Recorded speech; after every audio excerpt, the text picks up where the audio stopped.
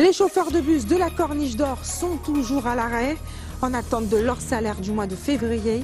Ils pourraient bien ne pas être payés ce mois-ci.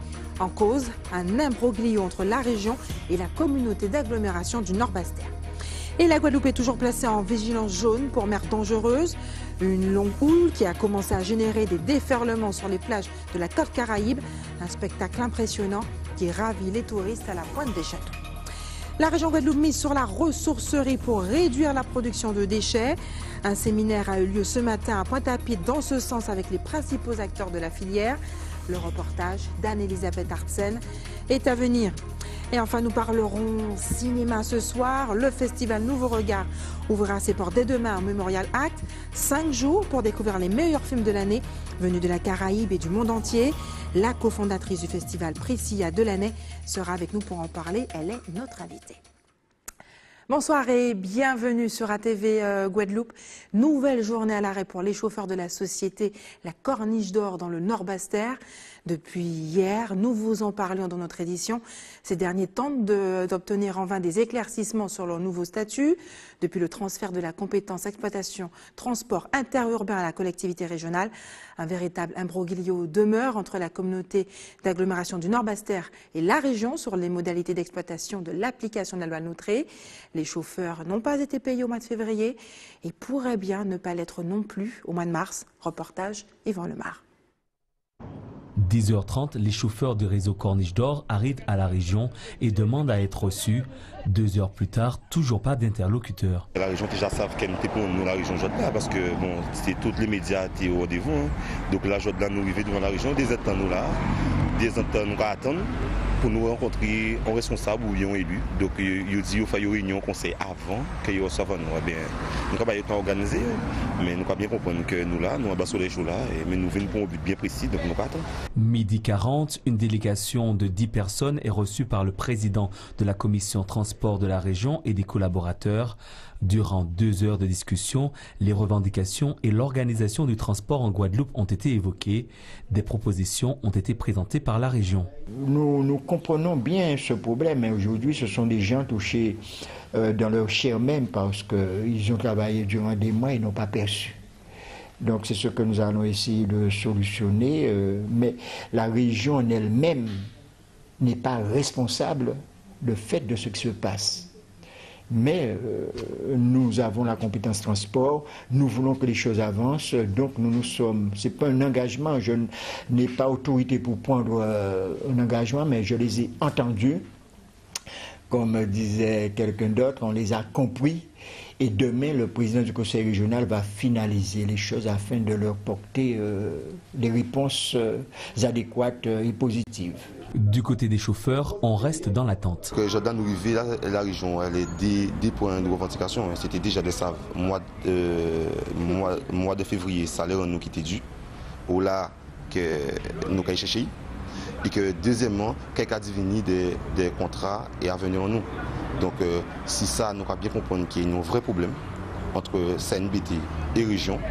Donc nous pensons que nous avons un vrai bout à poser là ça.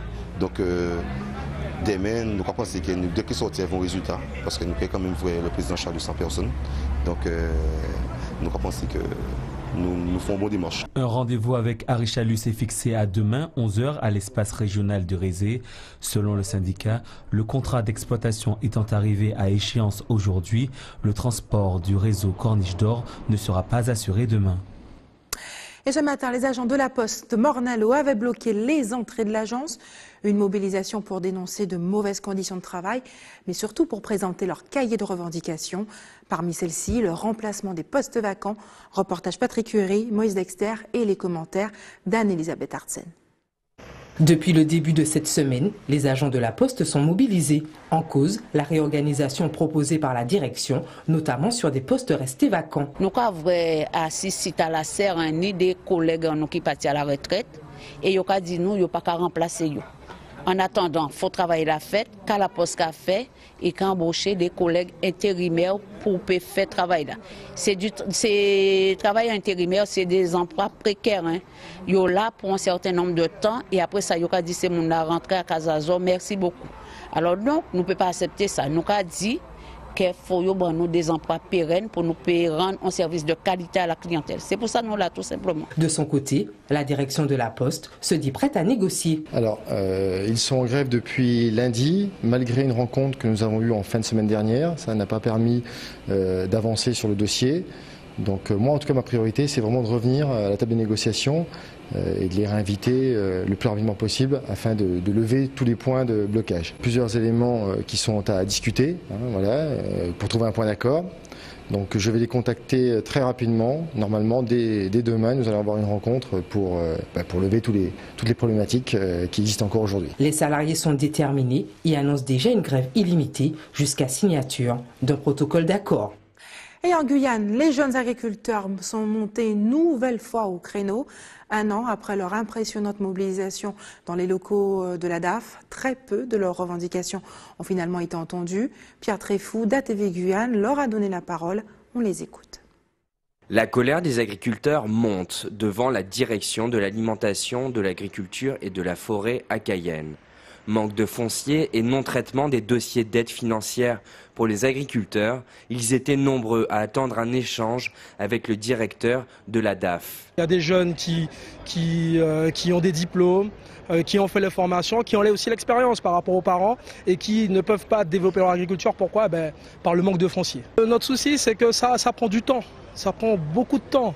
Le jeune, quand au bout de 5 ans, 6 ans, il n'a pas de réponse, il abandonne. Il ne veut pas rester, c'est tout à fait normal. C'est le cas de Henri Siong qui a fait une demande d'exploitation de 25 hectares dans l'ouest de la Guyane. On nous répète toujours le même discours, que c'est toujours en cours d'instruction, ce que je trouve anormal. Depuis le mois d'octobre dernier et qu'aujourd'hui nous sommes au mois de mars et nous sommes toujours au même stade, donc c'est rien à avancer. Et normalement les dossiers, on devrait avoir une CAF, une commission d'attribution foncière, une fois tous les 2 mois, et maintenant une fois tous les 3 mois, c'est-à-dire qu'on est vraiment en retard. Donc on ne peut pas se permettre d'attendre et attendre de jour et jour. Le président des jeunes agriculteurs ainsi que le président du GRAGE ont été reçus par la direction de l'alimentation, de l'agriculture et de la forêt et le directeur de l'ADEAL. Il y a un moment donné, il faut arrêter d'échanger des courriers, des trucs et on voit que rien n'avance, d'accord ? On nous a fait connaître un certain nombre de choses, dire que le préfet va faire remonter notamment sur l'étude au cas par cas, il va faire cela remonter au niveau de Paris. Aujourd'hui, rien n'est applicable. Vous avez des dossiers qui sont bloqués par rapport à cette fameuse étude d'impact. Donc nous disons à un moment donné, ok, on veut bien échanger, on veut bien faire des réunions sur des réunions, mais à un moment donné, si rien ne bouge, il faut faire une petite piqûre de rappel. De son côté, la direction de l'alimentation, de l'agriculture et de la forêt entend résoudre le problème des agriculteurs. Les agriculteurs peuvent espérer des délais plus courts. Effectivement, tous les services de l'État sont mobilisés pour effectivement atteindre cet objectif. Nous n'avons qu'un objectif qui est effectivement de contribuer au développement de cette agriculture dans les meilleures conditions. Donc tous nos services aux côtés des agriculteurs sont mobilisés pour qu'ensemble on réussisse à relever ce défi. Le président de la CTG, Rodolphe Alexandre, est venu participer lui aussi aux discussions afin de trouver un terrain d'entente pour les agriculteurs. Une actualité sociale également chargée en Martinique. Voilà maintenant une semaine que les élèves de plusieurs lycées, notamment celui de Fort-de-France, n'ont pas pu se rendre en cours. En cause, des mouvements sociaux qui ont entraîné les blocages des établissements. Aujourd'hui, la situation inquiète les proviseurs qui espèrent un retour à l'ordre au plus vite. Reportage Louis Sabas. 6 jours que le lycée technique Joseph Gaillard a les grilles closes, ici verrouillé par une chaîne et un cadenas. 6 jours qu'il n'accueille plus d'élèves. Une situation similaire dans les établissements de Bellefontaine, Dumas-Jean-Joseph, Bellevue et Schellcher à Fort-de-France. En cause, la grève des agents territoriaux affectés au lycée qui perdure et qui concerne l'équivalent de la population de Saint-Pierre, soit près de 5000 élèves. Pour un retour rapide à la normale, les proviseurs de ces lycées ont engagé une procédure en référé. Si le représentant syndical que je suis reconnaît le droit de grève, le chef d'établissement que je suis reconnaît le droit aux élèves d'être en classe. C'est leur droit et personne ne peut le leur enlever. Et d'où notre décision, à partir d'aujourd'hui, de chaque établissement de déposer un référé afin que l'accès soit rendu possible dès demain matin. matin pour nos élèves. Une décision motivée par le fait que les élèves devraient être à leur choix d'orientation et pour certains en examen. Une période d'autant plus sensible qu'à la rentrée, une grève amputait l'année de plusieurs semaines de cours. On a eu cours le samedi matin, le mercredi après-midi, etc. Et on commençait à s'en sortir quand ce deuxième mouvement qui arrive en fin de trimestre a vraiment ça une période charnière. Donc ce qui fait qu'il y a plein d'examens qui devraient avoir commencé, qui ne peuvent pas commencer. Il y a les conseils de classe du deuxième trimestre, il y a toute l'orientation sur Parcoursup qui devrait se faire pour les élèves de classe de terminale cette année. Et malheureusement, tout ça se retrouve bloqué. Un retard qui ne serait plus rattrapable selon ces chefs d'établissement qui restent dans l'incompréhension, car pour l'heure, ils n'ont rencontré aucun représentant d'agent territorial en grève. Depuis le début de l'année scolaire, nous avons dû recevoir plus d'une dizaine de fois ces personnels dans des réunions organisées, je dirais, classiques. Nous n'avons jamais eu de revendication. On n'a pas compris pourquoi on était là. Zéro interlocuteur.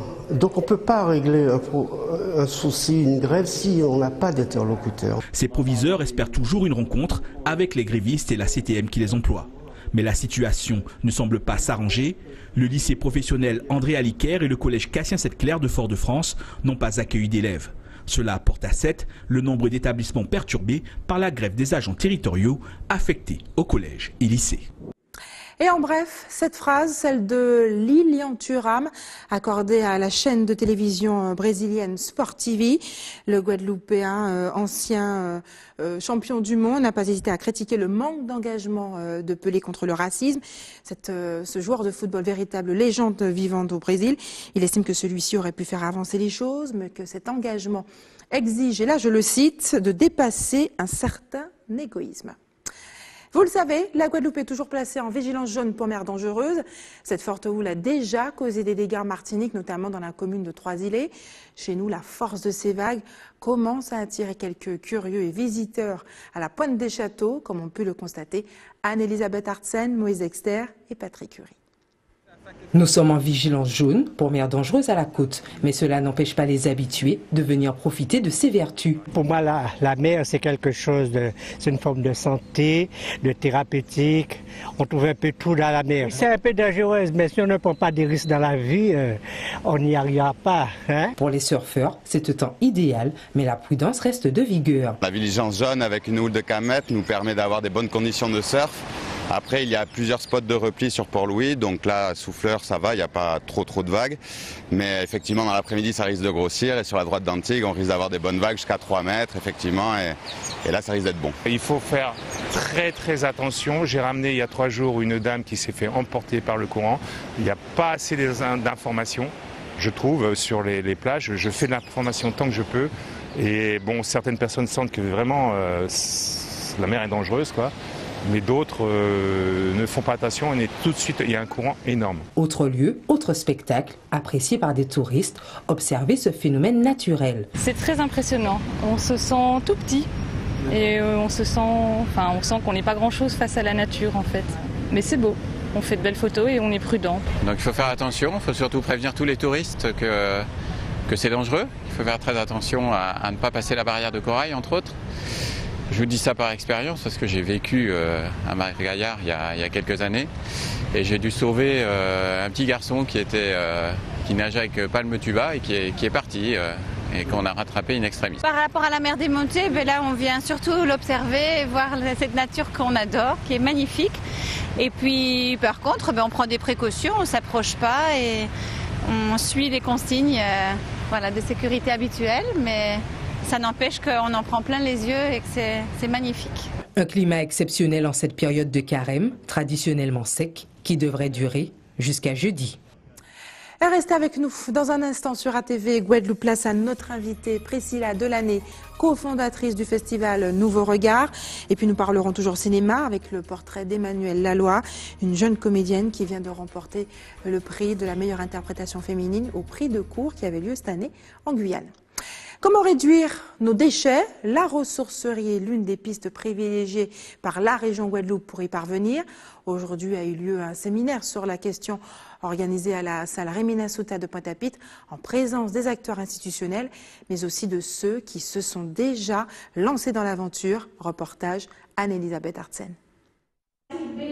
Plus de 400 000 tonnes de déchets produits, c'est notre chiffre du jour, soit environ 1 tonne par habitant et par an. L'ADEME a donc organisé ce séminaire. Objectif, accentuer l'action en matière de prévention. Tout ça, eh bien, ça part à 70% en enfouissement. Donc il y a vraiment une urgence aujourd'hui pour réduire les quantités de déchets, et en particulier au regard des coûts que ça génère pour les collectivités. 180 € par habitant et par an, c'est beaucoup plus qu'en moyenne nationale. Donc on pense que la priorité devrait être donnée aujourd'hui à la prévention des déchets. Aujourd'hui, le séminaire, on a voulu le dédier au réemploi, à la réutilisation de nos déchets.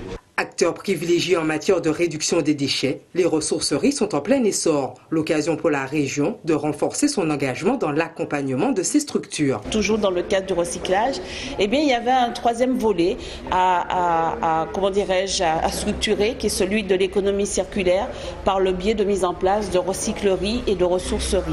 Et c'est vrai que quand on regarde le textile, quand on regarde les meubles, quand on regarde les chaussures, quand on regarde plein d'autres choses, eh bien on peut leur donner une seconde vie, que nous allions vers 90% de recyclage et seulement 10% d'enfouissement. On serait dans le cadre qu'est en train de fixer l'Union européenne. Eh bien cela permet aussi de monter tout un réseau de ressourceries et de créer de l'emploi. La ressourcerie de Marie-Galante, qui s'appelle Bocan de Kanawa, en fait, est gérée par une association, l'association APAEI, des parents et amis des enfants inadaptés, qui a pour but en fait d'accompagner des enfants en situation et des adultes en situation de handicap. Et donc nous avons fait le pari depuis 4 ans d'accompagner également des jeunes en situation d'insertion sociale et professionnelle, et nous avons créé une entreprise d'insertion.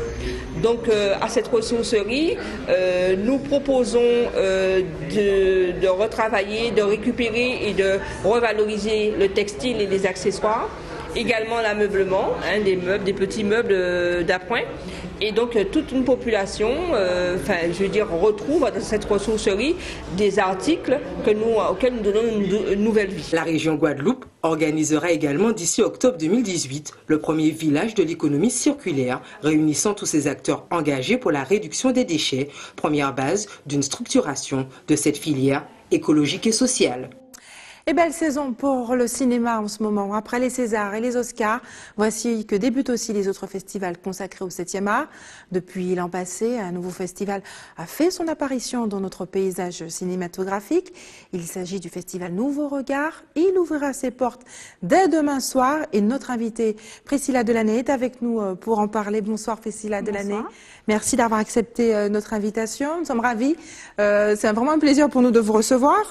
Vous êtes la cofondatrice de ce festival. Vous étiez d'ailleurs déjà venu l'an passé pour le présenter. L'esprit de cette nouvelle édition est le même, innovation, créativité, avec une nouvelle programmation. Quelle est la force de cette sélection ? La force de cette sélection, c'est d'avoir une compétition de films. C'est la première édition avec une compétition exclusivement réservée aux films caribéens. Donc on aura 23 films caribéens qui présenteront vraiment la diversité dans notre cinéma sous toutes ses formes. Et nous aurons aussi une séance insolite avec un film interactif. Le film interactif qui sera diffusé au Cinestar. Au Cinestar. La première édition avait été couronnée de succès, on s'en souvient. Vous avez gardé d'ailleurs cette formule avec 5 dates. 5 lieux, le Memorial Act, le Cinestar maintenant. Comment va s'articuler le festival? Quels seront les temps forts? Alors, les temps forts seront nombreux, puisqu'on a un peu doublé notre programmation, puisqu'on était sur 2 jours et demi l'an dernier, donc on est sur 5 jours. Il y aura des sites importants comme le Memorial Act, avec 2 écrans, la salle et la terrasse également, en plein air. Nous aurons aussi le Cinestar, une salle à Gourbert pour permettre au public bastérien de profiter de cette programmation, et également une séance ciné-piscine comme l'an dernier, car elle a valu beaucoup de succès. Exactement. Le public aura aussi la possibilité de discuter avec les professionnels qui seront présents, comme l'actrice, par exemple, la principale du film La Fête est finie. Oui, elle est arrivée aujourd'hui, donc on est absolument ravis de la recevoir. C'est une comédienne extrêmement prometteuse, voilà, donc on est très content qu'elle puisse venir partager son expérience avec le public guadeloupéen. Donc le film passera 2 fois, l'occasion pour le public de la rencontrer, s'ils n'ont pas pu à la première projection, mais en tout cas c'est vraiment un très beau film, très touchant. J'invite tout le monde à aller le voir. Le public, c'est une nouveauté aussi. On pourra suivre le festival grâce à la blogueuse Milady. Expliquez-nous. Oui. Eh bien, on est de plus en plus connectés. On est constamment sur les réseaux sociaux. L'information, elle est en ligne. Donc, on a voulu également profiter de cette nouvelle forme de communication qui est vraiment dans nos mœurs maintenant. Donc, on a Milady qui fera... grâce à qui le public pourra suivre le festival à travers son expérience NRFF, Nouveau Regard Film Festival. Donc, ils pourront suivre à partir de quel support? Son compte Instagram, Facebook? Son compte Instagram, Facebook, sur tous les réseaux sociaux. Ils verront ce qu'elle voit, ce qu'elle vit au Nouveau Regard, qui elle rencontre, ses coups de cœur. Voilà, elle va nous donner son avis. Comment justement participer, pouvoir assister aux projections du festival Nouveau Regard? Alors pour participer aux projections, donc on peut acheter ses places en ligne aussi, donc sur le site du festival et également sur All Mall. On peut acheter ses places à la billetterie du festival, au Memorial Act. Donc on est en ligne, on est sur les sites, c'est très facile de nous retrouver. Je pense aux jeunes et aux familles nombreuses. Est-ce qu'il y aura des tarifs préférentiels? Est-ce qu'il y a un effort qui a été fait à ce niveau-là? Alors on a un tarif unique qui est de 6 €. Donc toutes les séances sont au même tarif. On a des passes qui permettent d'avoir un tarif préférentiel et de voir plus de films. Donc on a un pass qui permet de voir 5 films pour un tarif de 5 € par film. Donc c'est aussi une façon de fidéliser notre public puisqu'il peut réutiliser le pass d'une année à l'autre. Priscilla Delaunay, on voit la production audiovisuelle connaît un certain engouement en Guadeloupe. Beaucoup de tournages sont faits ici avec des productions de l'extérieur, mais on voit aussi la disparition de certains festivals et on ne peut pas ne pas les citer. Je pense au Terra Festival. Il n'y aura pas de 15e édition cette année, faute de subventions. Le FEMI pourrait bien prendre le même chemin. Quelle est votre position sur ce sujet? Regrettez-vous justement cette disparition, j'ai envie de dire, des festivals en Guadeloupe? C'est difficile de ne pas être sensible à cette actualité puisque on est tous une grande famille du cinéma, on a tous collaboré, on se connaît tous, donc on est extrêmement touchés, moi je suis extrêmement touchée, et évidemment des festivals qui éveillent les consciences, comme par exemple le Terra, c'est vraiment très regrettable qu'ils ne soient plus dans notre paysage en tout cas. Merci Priscilla Delaunay d'avoir accepté de répondre à nos questions. Ce soir, nous continuons à parler cinéma. Ce week-end a lieu en Guyane, vous le savez, la 9e édition du prix de Cour. Cette année, 5 prix sur 8 quand même ont été décernés à des œuvres guyanaises, dont le prix principal qui a été remporté par le réalisateur Philippe Passon pour son film Mirlande. Nos confrères d'ATV Guyane ont rencontré l'actrice, la comédienne principale, une jeune adolescente de 20 ans qui a remporté aussi le prix de la meilleure interprétation féminine. Le reportage est signé Ayodele Germain, en tout cas son portrait. C'est la pause de midi pour Emmanuela Laloy. En 2e année de carrière sociale, son cours de ce matin vient à peine de s'achever. Je suis rentrée en carrière sociale en me disant que le social, ça me plairait bien, peut-être pourquoi pas. Vous savez, on sort du bac, on ne sait pas trop qu'est-ce qu'on veut faire comme métier, on se dit pourquoi pas le social. Alors je suis entrée dans le social, j'aime beaucoup, mais je ne pense pas que c'est ce que je vais rester dans le social en fait à long terme. Je pense qu'après l'obtention de mon diplôme, je pense que je vais intégrer une licence de communication pour pourquoi pas travailler plus tard dans le journalisme ou encore dans la communication et parallèlement continuer de faire des films à côté. Samedi soir à l'Agora, la jeune femme a fait grande impression dans son interprétation du rôle de Mirlande, une jeune collégienne assidue dans ses études, avec des responsabilités familiales pourtant très lourdes pour son âge. Mirlande! Répète ce que je viens de dire.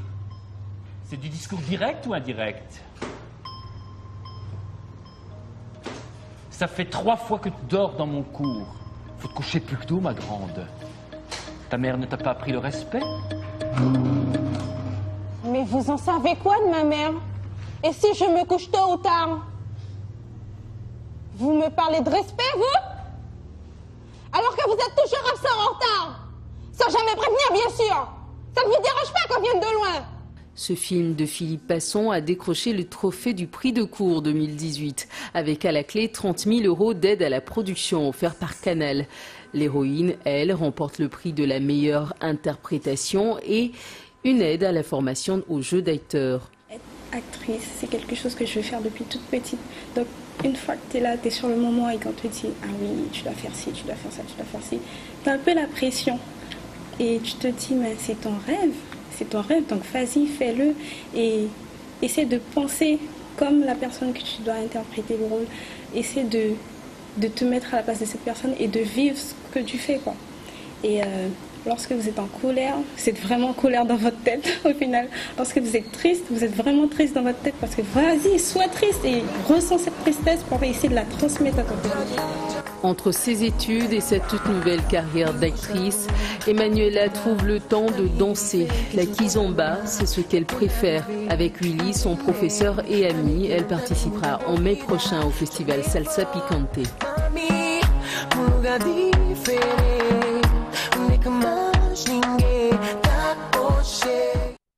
Et à vos stylos maintenant, c'est l'heure des informations pratiques. N'oubliez pas, la Guadeloupe est placée en vigilance jaune pour mer dangereuse à la côte, notamment sur la côte Caraïbe. Demain, les coupures d'eau, il y aura des coupures d'eau chez vous dans la commune de Sainte-Anne de 18 h avec un retour à la normale prévu le lendemain à 6 h. L'équipe de l'établissement français du sang vous donne rendez-vous demain au campus de Fouillol, à Pointe-à-Pitre de 8 h à 13 h. Et enfin, si vous avez des informations à nous communiquer, n'hésitez pas à nous appeler au 60 11 2 fois. Voilà, c'est la fin de notre édition locale et régionale. Avant de se quitter, je vous rappelle les principaux titres de ce mardi 6 mars. Nous l'avons vu ce soir, les chauffeurs de bus de la Corniche d'Or sont toujours à l'arrêt. Ils le seront également demain. En attente de leur salaire du mois de février, ils pourraient bien ne pas être non plus rémunérés pour le mois de mars. Et la communauté, la Guadeloupe est toujours placée en vigilance jaune pour mer dangereuse. Une longue houle qui a commencé à générer des déferlements sur les plages de la côte Caraïbe. Un spectacle impressionnant en tout cas qui fait plaisir aux touristes à la Pointe des Châteaux. La région Guadeloupe mise sur la ressourcerie pour réduire la production de déchets. Un séminaire a eu lieu aujourd'hui à la salle Réména Souta à Pointe-à-Pitre dans ce sens avec les principaux acteurs de la filière. Et puis demain s'ouvrira en Guadeloupe le festival de cinéma Nouveau Regard au Memorial Act à Pointe-à-Pitre. 5 jours pour découvrir les meilleurs films de l'année venus de la Caraïbe et du monde entier. Merci d'avoir choisi ATV Guadeloupe. Je vous souhaite une excellente soirée. On se retrouve demain à 18 h 45.